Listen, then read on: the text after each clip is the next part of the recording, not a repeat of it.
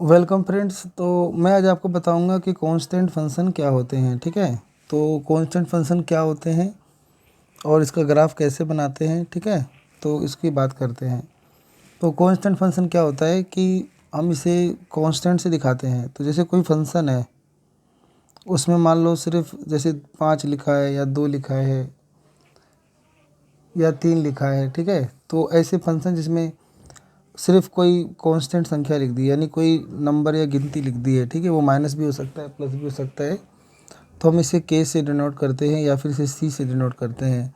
तो अगर कोई फंक्शन है और वो के से या सी से डिनोट है तो वो कहलाता है आपका कांस्टेंट फंक्शन। और यहाँ पर जितने भी फॉर ऑल जो एक्स होंगे, इधर जो भी आप एक्स पुट करोगे, वो जो एक्स होंगे वो बिलोंग करेंगे रियल नंबर से। ठीक है, तो ऐसे फंक्शन को जिसमें एक फिक्स रियल नंबर होता है, जो के है ये आपका फिक्स रियल नंबर है।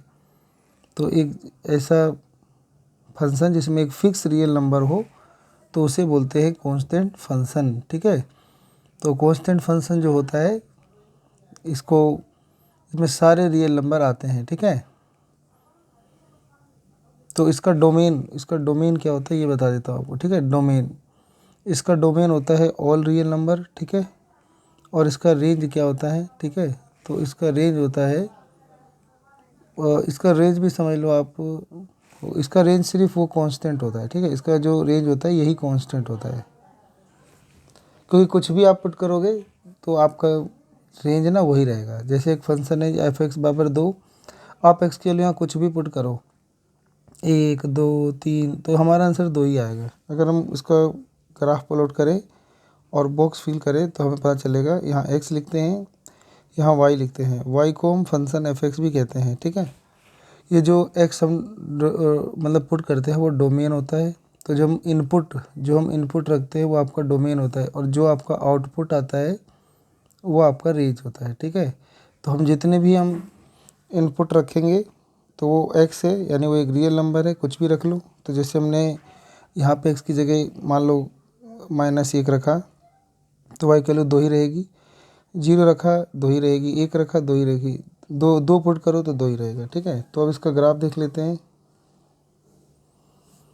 ये हो गया आपका एक्स डैश, ये एक्स, ऊपर वाई डैश मतलब वाई, नीचे वाई डैश।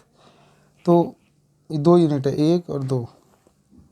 एक्स एक्स मतलब कुछ भी पुट करो तो वाई की वैल्यू 2 ही आ रही है।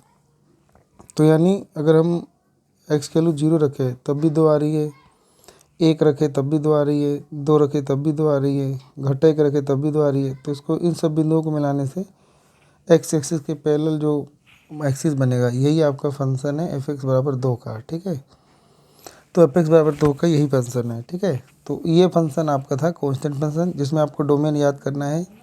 इसका डोमेन होता है ऑल रियल नंबर, और इसका जो रेंज होता है वो सिंगलटन सेट के होता है, यानी सिर्फ इसका रेंज वही संख्या होती है खुद की। ठीक है, तो इतना ही था कांस्टेंट फंक्शन में। मिलते हैं अगली वीडियो में और उसमें हम देखेंगे आइडेंटिटी फंक्शन क्या होता है।